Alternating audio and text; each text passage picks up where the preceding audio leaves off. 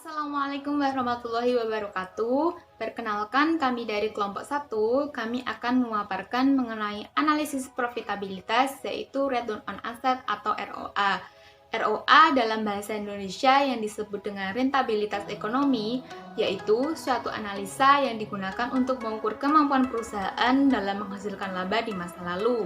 Selain itu, ROA juga dapat diproyeksikan ke masa depan untuk mengukur kemampuan perusahaan dalam menghasilkan laba di masa-masa mendatang. Kemudian ada rumus untuk menghitung ROA. Dapat dilihat di sini, rumus untuk menghitung ROA yaitu laba bersih ditambah atau dijumlahkan dengan beban bunga, lalu dikalikan 1 dikurangi dengan beban atau tarif pajak, yang kemudian dibagi dengan rata-rata total aset. Selanjutnya, ada faktor-faktor yang mempengaruhi laba bersih suatu perusahaan. Yang pertama ada faktor karena laba yang didapat karena ada perubahan prinsip akuntansi. Yang kedua, adanya biaya restrukturisasi. Yang pertama ada laba yang didapat karena perubahan prinsip akuntansi, yaitu laba yang didapatkan perusahaan karena ada perbedaan prinsip akuntansi yang digunakan pada periode sekarang dan periode sebelumnya, sehingga menimbulkan perubahan-perubahan dalam struktur ekonomi juga. Yang kedua ada biaya restrukturisasi, yaitu biaya yang tiba-tiba timbul karena tujuan untuk perbaikan. Biasanya perbaikan ini untuk perbaikan kinerja suatu usaha yang dijalankan. Yang selanjutnya yaitu komponen-komponen ROA. ROA dipecah lagi ke dalam dua komponen, yaitu profit margin dan perputaran total aktiva atau aset. Perpecahan tersebut menghasilkan analisis yang lebih tajam lagi dengan rumus yang pertama, yaitu ROA sama dengan laba bersih ditambah bunga dikali 1 min tingkat pajak dibagi total aset rata-rata. Rumus yang kedua yaitu ROA sama dengan profit margin dikali perputaran total aktiva, di mana profit margin sama dengan laba bersih ditambah bunga dikali 1 min tingkat pajak dibagi penjualan, dan perputaran total aktiva sama dengan penjualan dibagi total aset rata-rata. Profit margin bisa diinterpretasikan sebagai tingkat efisiensi suatu perusahaan, yaitu sejauh mana kemampuan perusahaan dalam menekan biaya-biaya yang ada di perusahaan. Sedangkan perputaran total aktiva mencerminkan kemampuan perusahaan dalam menghasilkan penjualan dari total investasi tertentu. Bisa dilihat tabel di samping saya ini. Tabel tersebut merupakan tabel ROA, profit margin, dan perputaran total aktiva dari perusahaan ABC dan XYZ. Dari data tersebut dapat diketahui bahwa tingkat ROA perusahaan ABC lebih tinggi dibandingkan tingkat ROA perusahaan XYZ selama 3 tahun berturut-turut. Dengan pemecahan ROA ke dalam profit margin dan perputaran total aktiva, tampak bahwa profit margin perusahaan ABC lebih tinggi dibandingkan dengan profit margin perusahaan XYZ. Keduanya mempunyai tingkat perputaran aktiva yang sama. Baik, di sini saya akan melanjutkan materi operating leverage dari Mas Muksin. Grafik di samping kanan ini menunjukkan dua perusahaan yang mempunyai operating leverage yang berbeda, di mana perusahaan B memiliki biaya tetap yang lebih besar dan biaya variabel yang lebih rendah. Maka dari itu, slope atau tingkat kemiringan garis biaya total perusahaan B lebih rendah. Sebaliknya, perusahaan B justru mempunyai intercept yang lebih tinggi. Intercept di sini dalam garis total biaya menunjukkan besarnya biaya tetap. Titik impas atau break even kedua perusahaan akan berlainan karena break even perusahaan B akan jauh lebih besar. Sedangkan penjelasan rumus di atas saya ini, yaitu konsep lain dari yang berkaitan dengan operating leverage adalah margin kontribusi, yang juga bisa dihitung dengan persentase dibagi dengan penjualan dikali 100%. Semakin besar margin kontribusi, maka semakin besar pula slope atau tingkat kemiringan fungsi laba operasional, yang berarti laba operasional semakin berhubungan dengan perubahan kuantitas dengan semakin tingginya operating leverage, sehingga operating leverage akan berpengaruh terhadap perubahan-perubahan return on asset atau ROA. Oke, baik teman-teman, untuk materi selanjutnya yaitu operating leverage. Operating leverage menunjukkan sejauh mana pemakaian beban tetap dalam suatu perusahaan. Perusahaan yang menggunakan beban tetap yang tinggi berarti mempunyai operating leverage yang tinggi. Perusahaan-perusahaan atau industri-industri mempunyai struktur biaya variabel dan biaya tetap yang berbeda-beda. Perusahaan eksplorasi dan pengolahan minyak Perusahaan baja mempunyai proporsi aktiva tetap yang besar. Perusahaan-perusahaan semacam itu merupakan perusahaan yang padat modal atau kapital intensif.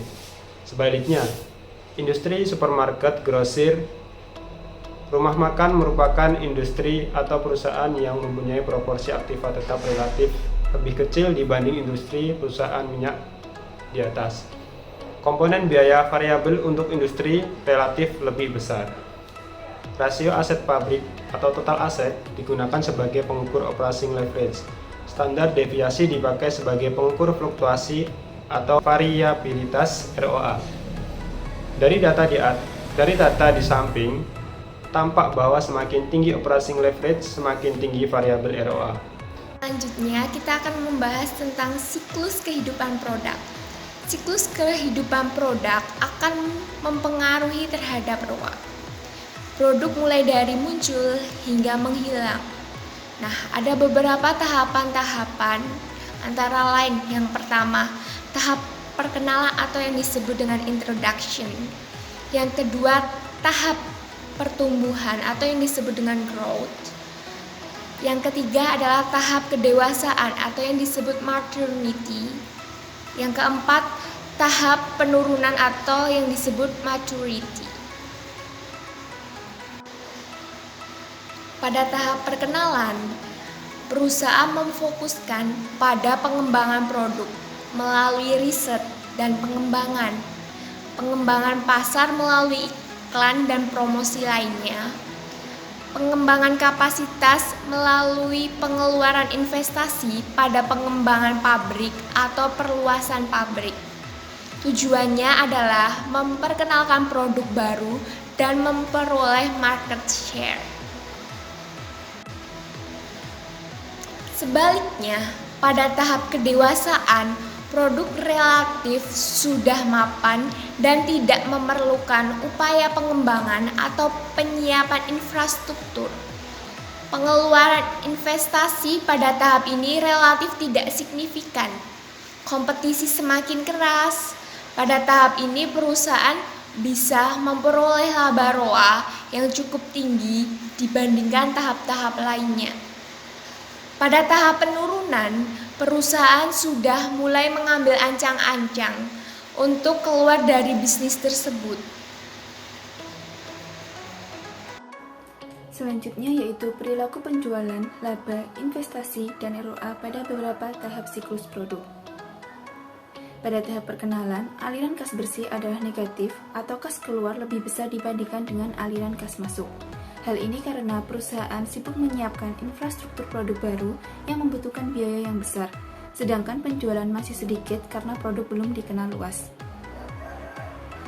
Pada tahap pertumbuhan, penjualan mulai meningkat tajam dan pengeluaran mulai berkurang, sehingga pada tahap ini aliran kas masuk bisa negatif, tapi tidak terlalu besar, atau bisa juga positif, tapi juga belum terlalu besar. Dan untuk tahap dewasa, aliran kas menjadi positif karena kas masuk sudah mulai meningkat sejalan dengan produk yang semakin dikenal, dan aliran kas keluar sudah berkurang jauh karena adanya faktor learning curve dan skala ekonomi serta tidak adanya pengeluaran investasi lagi. Pada tahap terakhir yaitu penurunan, permintaan produk mulai melemah dan persaingan semakin tajam, serta pengeluaran investasi ditujukan untuk mempertahankan posisi produk di pasar, sehingga pada tahap ini aliran kas bersih menjadi bisa positif tetapi mulai mengecil ataupun bisa menjadi aliran kas negatif. Perbedaan tahapan pada siklus produk akan mempengaruhi ROA suatu perusahaan atau industri, misalnya yaitu pada industri mesin ketik manual yang saat ini barangkali sedang memasuki tahap penurunan. Orang-orang semakin jarang menggunakan mesin ketik manual. Saingan terberatnya datang dari komputer, di mana sekarang sudah semakin banyak digunakan untuk mengetik. Industri komputer saat ini barangkali berada pada tahap pertumbuhan. Pembatasan kapasitas dan pembatasan kompetisi. Perusahaan atau industri yang ditandai dengan biaya tetap yang besar dan membutuhkan periode yang lama untuk membangun atau menambah kapasitas produksi akan mempunyai pembatasan kapasitas. Ada batasan atas yang membatasi jumlah atau besarnya perputaran aset perusahaan. Bagi industri atau perusahaan semacam ini diperlukan cara lain agar diperoleh ROA yang mampu menarik modal ke usaha tersebut. Cara tersebut adalah dengan menaikkan profit marginnya. Dengan demikian, meskipun perputaran aktiva perusahaan atau industri tersebut terbatas, perusahaan bisa memperoleh ROA yang tinggi dengan menaikkan profit marginnya. Situasi semacam itu bisa dilihat pada gambar berikut ini. Seperti inilah contoh grafik komposisi profit margin atau perputaran aktiva. Perusahaan atau industri pada umumnya menyukai beroperasi di wilayah A. Biasanya tingginya profit margin semacam ini bisa diperoleh melalui hambatan masuk ke industri atau barrier to entry. Hambatan masuk ke industri bisa diperoleh melalui beberapa cara, yakni biaya investasi yang sangat besar, risiko yang sangat tinggi, atau peraturan. Faktor-faktor yang disebutkan di muka bisa menjelaskan mengapa industri eksplorasi minyak dan industri baja akan cenderung mempunyai profit margin yang tinggi dan perputaran aktiva yang rendah. Apabila ada faktor-faktor yang mempengaruhi profit margin, dalam hal ini menurunkan profit margin, seperti tidak adanya atau berkurangnya hambatan masuk ke industri, maka ROA industri atau perusahaan-perusahaan dalam industri juga akan terpengaruh. Dalam hal ini akan mengalami penurunan. Pada situasi lain, perusahaan akan mengalami pembatasan karena adanya kompetisi. Pada industri-industri di mana produk dijual massal seperti komoditi yang terjadi menyerupai kompetisi sempurna ataupun yang disebut perfect competition. Kompetisi yang ketat akan membatasi profit margin yang bisa dicapai. Kemudian untuk industri atau perusahaan semacam itu, yang terjadi adalah pembatasan kompetisi seperti yang diturunkan oleh garis mendatar pada gambar di atas.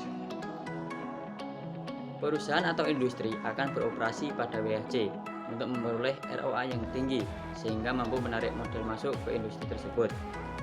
Industri atau perusahaan tersebut harus menaikkan perputaran aktivanya.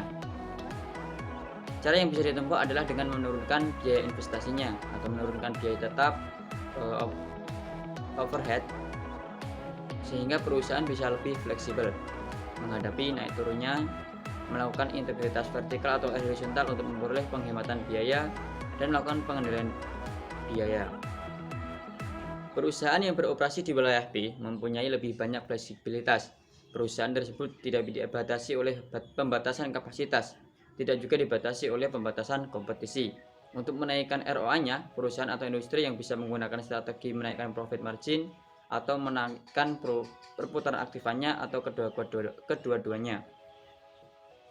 Kemudian perusahaan yang berada pada wilayah B mempunyai fleksibilitas yang besar. Apabila ingin berganti strategi, misal ingin menaikkan profit margin perusahaan atau industri, ini bisa melakukan tanpa harus mengorbankan perputaran aktiva secara signifikan. Demikian juga sebaliknya, apabila perusahaan atau industri tersebut ingin menaikkan perputaran aktiva, perusahaan tersebut tidak perlu mengorbankan profit margin secara signifikan. Dengan demikian, perusahaan atau industri ini mempunyai keleluasan untuk menentukan strateginya. Kemudian berikut ringkasan pengaruh pembatasan kapasitas dan pembatasan kompetisi. Wilayah A, intensitas modal tinggi, kemudian kompetisi sistem monopoli, kemudian fokus strategi dengan profit margin. Kemudian wilayah B, intensitas modal sedang, kompetisinya oligopoli atau kompetisi monopolistik, kemudian fokus strategi dengan profit margin, perputaran aktiva atau kombinasi keduanya. Kemudian C, intensitas modal adalah rendah dengan kompetisi murni, kemudian fokus strategi dengan perputaran aktiva. Mungkin itu yang dapat saya sampaikan. Terima kasih. Saya akan menjelaskan tentang strategi bisnis. Menurut strategi generik yang dirumuskan oleh Michael Porter, ada 3 jenis strategi. Yang pertama ada diferensiasi, kedua ada biaya rendah, dan yang terakhir ada fokus. Strategi diferensiasi dilakukan untuk mendiferensikan produk atau membedakan produk relatif terhadap pesaing lainnya. Dengan diferensiasi, pesaing harga bisa dihindari dan perusahaan bisa mengenakan harga yang lebih tinggi dibanding kalau perusahaan menggunakan strategi pesaing harga. Strategi biaya rendah dilakukan untuk menentukan biaya-biaya perusahaan supaya perusahaan dapat memperoleh daya saing harga pada beberapa industri dengan produk yang menyerupai komoditi tertentu.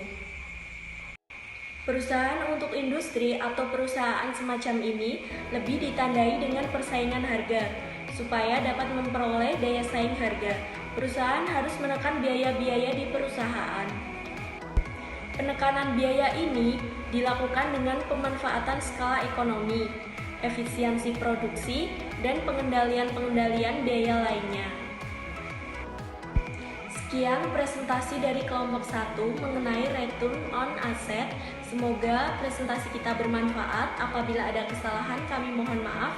Terima kasih. Wassalamualaikum warahmatullahi wabarakatuh.